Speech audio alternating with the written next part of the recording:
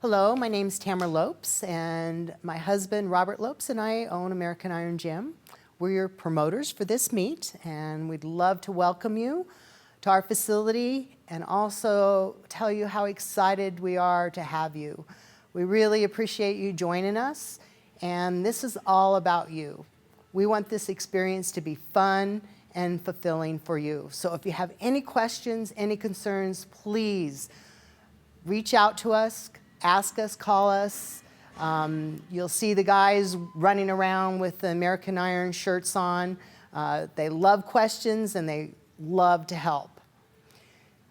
From now on, in our meets, we are going to offer the video rules briefing.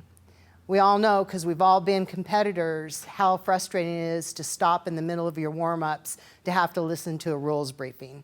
And this way, it gives you an opportunity to ask questions and get answers and hopefully be a little bit more prepared for the event the day of. So, going on, everything that I'm going to talk about today is available on our website. Make sure that you choose the correct event that you're competing in.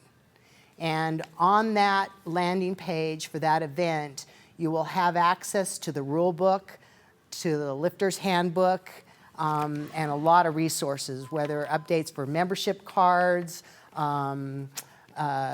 questions about equipment, all of that will be there and available for you. And if you still have questions, call us, because we want to make sure that you have the correct equipment the day that you check in, so there's no problems and no stress for you.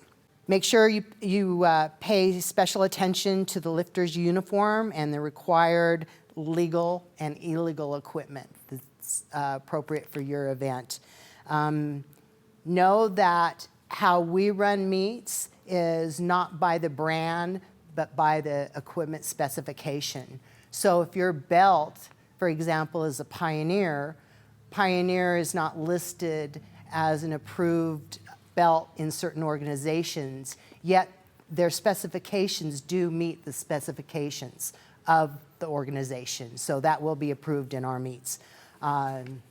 Just know that for maybe a national meet or a regional meet, it may not be, but for our meets, it will be.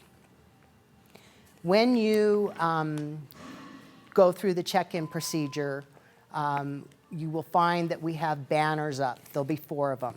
The first banner and the first place that you go to is the check-in table. When you get to the check-in table, you make sure that you have completed your online liability release.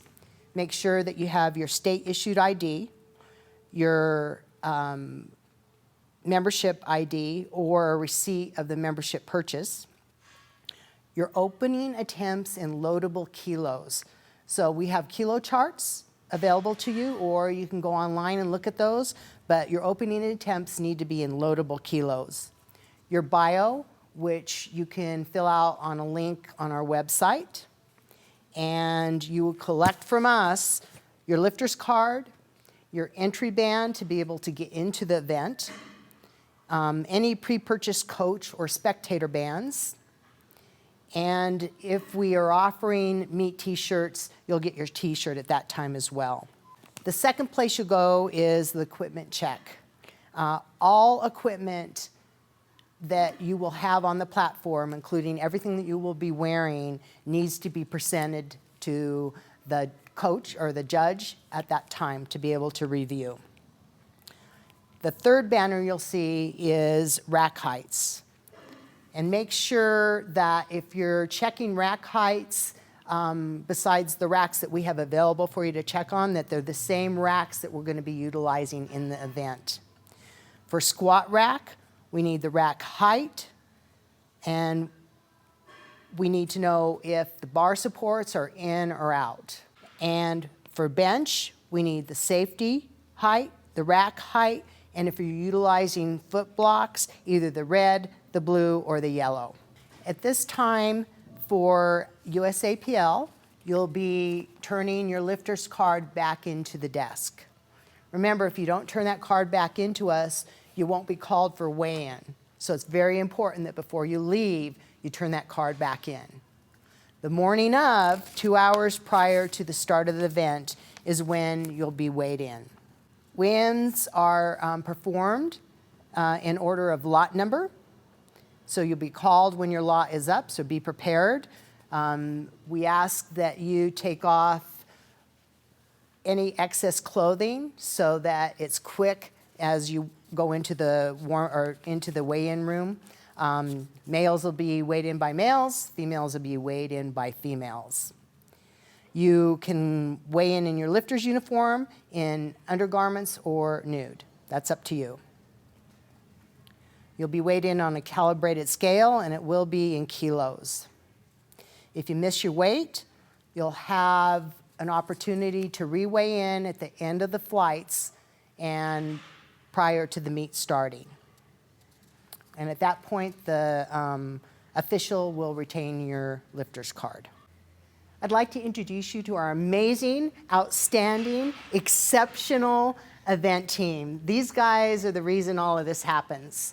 So Jacqueline's our head coach, team leader for coaching, and is a national USAPL judge.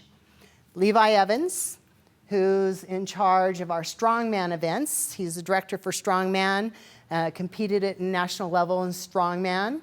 And Nathan is the GM for American Iron Gym and our overall coordinator and brain. If you have any questions, these are the guys that you're going to ask. And they'll be more than willing to help you out whatever you need. Hi guys, my name is Jacqueline. I'm going to be helping you through the rules of performance for the lifts in the USA Powerlifting Meet. You'll be performing the squat, the bench press, and the deadlift. For all lifts, it's important to wait for the referee to call bar is loaded or platform ready before you approach the platform. That will be for all lifts and all attempts. We're going to start with the squat. Once you hear bar is loaded, you can approach the platform. Hands can be anywhere on the bar. They cannot touch the collars, and you have to have your thumb in contact with the bar. Doesn't have to be wrapped around, but you do need to have contact on the bar. Once you're ready, you can remove the bar from the racks and assume your starting position. You must wait for the squat command to start your squat.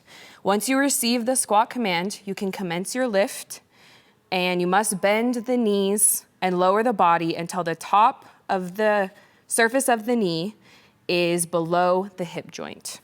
So what that means is you must be below parallel in order for it to be a good squat. The lifter will then recover at will to an upright position with the knees and the hips locked. Once that position is attained, you will have to wait for the rack command from the head referee. Once you get the rack command, you can replace the bar to the uprights. A couple causes of disqualification for a squat. Dumbbell bouncing in the hole will not be a good squat. Failure to observe the commands will not be a good squat. Failure to hit depth, meaning that the hip joint is below the knee, will not be a good squat. Stepping of the feet in any direction, so a full step, will not be a good squat. And intentional dumping of the bar.